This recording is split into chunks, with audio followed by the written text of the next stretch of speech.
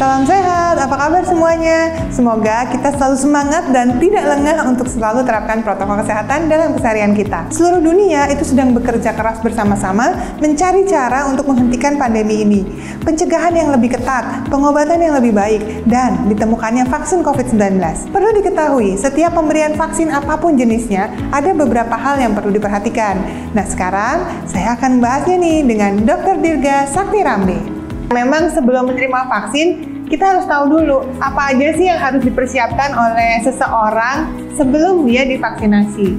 Yang penting kita sehat, artinya sehat secara umum. Bukan berarti kalau kurang tidur nggak boleh vaksinasi, bukan berarti kalau kurang olahraga nggak boleh vaksinasi, enggak ya. Tapi memang ada pertanyaan-pertanyaan untuk screening, artinya dokter itu memastikan dulu sebelum memberikan vaksin. Misalkan pasti ditanya, apakah Anda sehat hari ini? Satu. Yang kedua, apakah ada demam hari ini, gitu kan? Dan yang ketiga, apakah ada riwayat alergi? Itu aja sebetulnya yang penting gitu. Kalau misalnya ada orang-orang yang baru sembuh dari sakit, mungkin sakitnya nggak sakit yang berat gitu ya, sakit ringan, bisa tetap langsung divaksin atau bagaimana?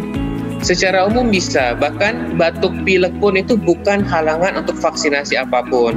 Vaksin ditunda bila ada demam lebih dari 38 derajat. Beberapa jenis vaksin tertentu kan bisa bikin kita pasca imunisasi atau setelah kita imunisasi itu malah jadi demam. Apa yang harus dilakukan kalau seperti itu?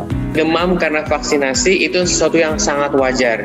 Demam setelah vaksinasi adalah tanda vaksinnya bekerja. Itu adalah tanda bahwa sistem imunitas kita terstimulasi untuk membentuk kekebalan tadi. Dan tidak perlu khawatir karena demam pasca vaksinasi biasanya demamnya tidak tinggi dan paling lama 48 jam itu akan hilang. Tetapi kalau seandainya berlanjut ya 3 hari, 1 minggu masih begitu, perlu ke dokter. Kenapa? Karena jangan-jangan demamnya, jangan-jangan yang sakit ini nggak ada hubungan dengan vaksinasi, tetapi secara waktu hanya bersamaan kebetulan atau coincidence gitu.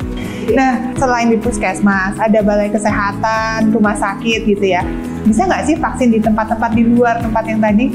Sebetulnya anjurannya yang paling baik tetap dilakukan di fasilitas kesehatan ya. Tapi pada masa pandemi seperti ini boleh dipertimbangkan untuk ada inovasi-inovasi ya. Syaratnya apa? Yang dokter dan alatnya harus standar seperti di rumah sakit. Ini bukan sesuatu hal yang baru ya Dr. Dirga ya? Bukan, kita udah puluhan tahun ya Indonesia punya program imunisasi rutin ya. Kita bisa mendistribusikan vaksin dari pabriknya sampai ke pelosok-pelosok ya di tanah air, dan itu semua sudah berlangsung rutin dan bukan hal yang istimewa, dan kita siap ya mendistribusikan vaksin apapun nanti. Terima kasih banyak Dr. Dirga.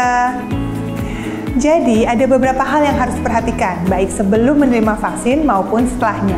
Mudah sekali, Anda bisa siapkan obat penurun panas jika badan terasa demam setelahnya. Cukup pantau terus perubahan suhu tubuh, kontak layanan kesehatan jika tidak kunjung sembuh. Mengetahui informasi langkah-langkah sebelum dan sesudah vaksinasi tadi membuat kita jadi tidak perlu khawatir atau takut yang berlebihan ya. Karena sekali lagi, vaksin datang, kita sudah harus siap, berani, dan bersedia. Saat kenal, kita bisa jadi kebal.